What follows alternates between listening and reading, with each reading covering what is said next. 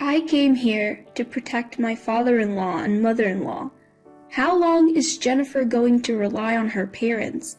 There's nothing good about mooching off your family home for employment. Please leave immediately.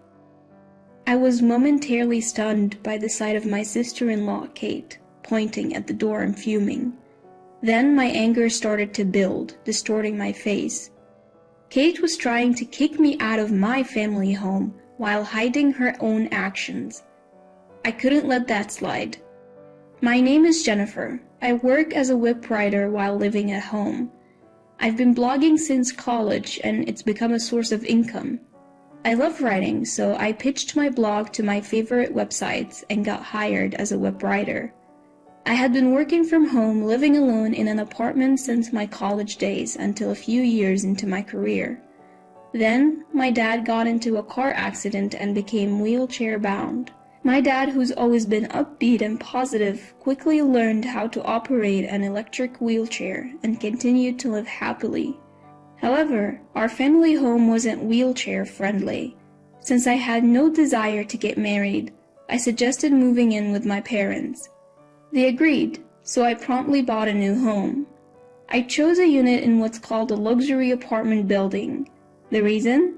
It's connected to a train station and shopping mall, and it's a barrier-free environment, making it easier for my dad to get around. My parents loved the new home, and I felt great about being able to do something good for them.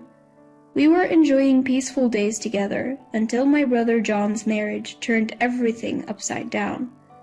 Kate, the woman John married, was someone he met at a bar. Tall and stunningly beautiful, Kate seemed out of reach for my inexperienced brother. John was thrilled to have made it to marriage with someone like her.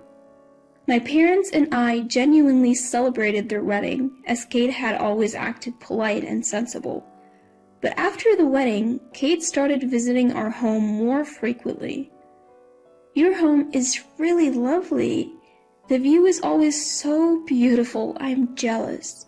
Kate would always say this while looking out the window. We didn't intentionally choose a high floor, but at the time of purchase, only the top floor was available.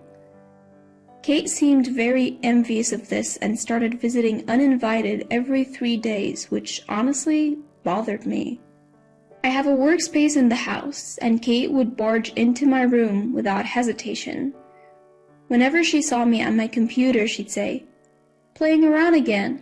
Looks fun," making snide comments when my parents couldn't hear. I had told Kate that I earned my living as a web writer and blogger, but she retorted, "There's no way you could afford such a nice house doing that. I'm not fooled, you know." Apparently, Kate isn't familiar with the online world. She seemed unaware that some bloggers and web writers live in even nicer homes and travel the world while working. So to Kate, it looked like I was just another person financially dependent on their parents. At first, Kate hid her true colors, but she gradually changed. She complained about me living at home while trying to win my parents over by helping with household chores. Especially towards my dad, Kate's behavior was commendable. Before marrying my brother, she had worked in caregiving, and she was attentive to the small inconveniences my dad might feel. Naturally, my dad was grateful to her, and if my dad was grateful, my mom also appreciated Kate. Despite it being my home, I increasingly felt like my place was being taken away. Then, one day, something about Kate's outfit caught my eye. As she was chatting amiably with my dad, I couldn't help but ask. I rarely initiated conversations with Kate, who I already disliked. So she seemed surprised and asked, "What is it?" "Are those clothes for men? They're from a famous brand, aren't they?" I had a friend who wore that same brand. He was a guy and had proudly shown off his expensive new shirt to me. After a moment of surprise, Kate said, "I like men's clothing too," with a forced smile. Wondering why she would react like that, I caught her glaring at me. "What's the matter? Is it wrong for me to wear men's clothing?"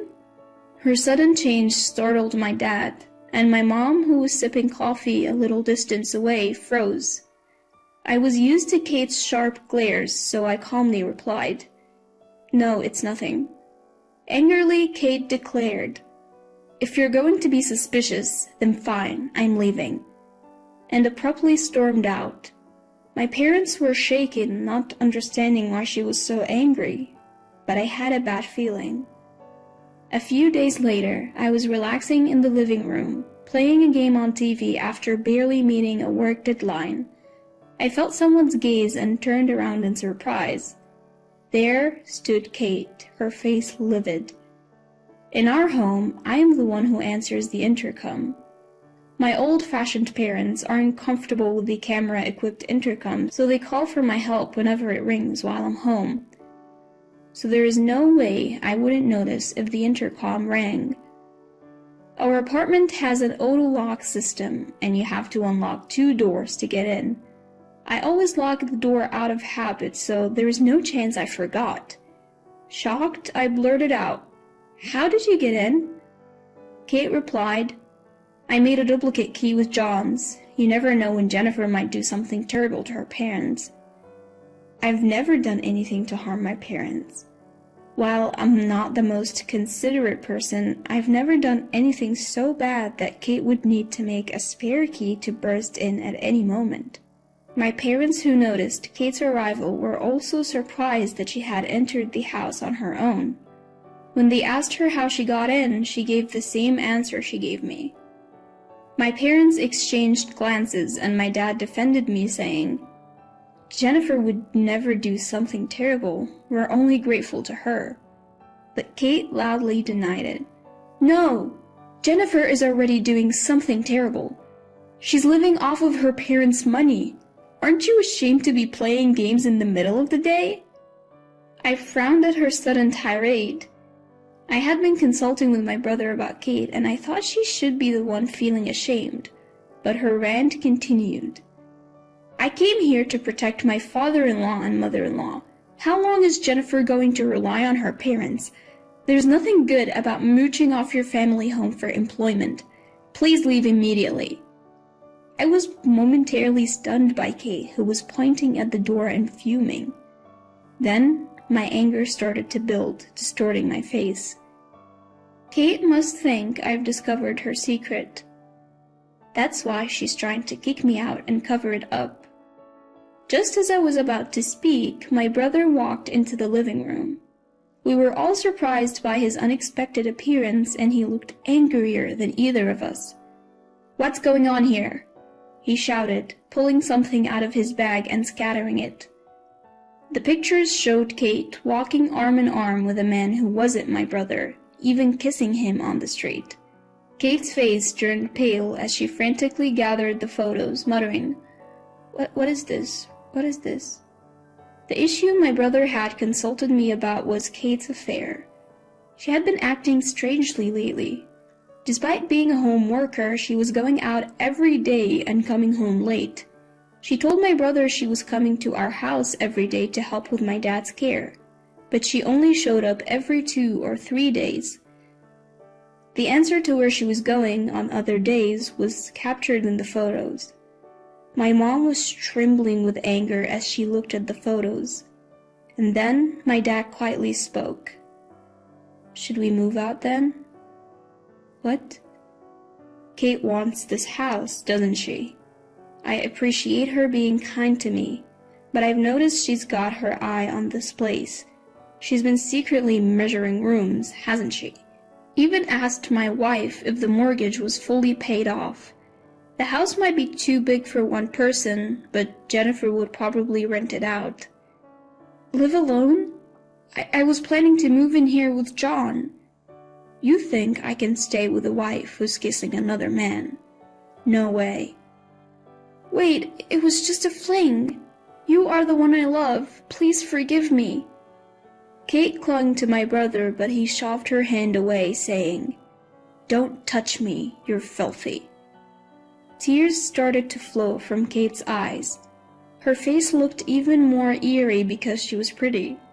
I thought to myself, what a scary face, as Kate directed her anger at me. "What's the deal? I thought if I kicked you out, no one would know about my affair. It's all your fault. Get out!" Kate was panicking, probably not even understanding half of what she was saying. My dad was right. She wanted to take over the house.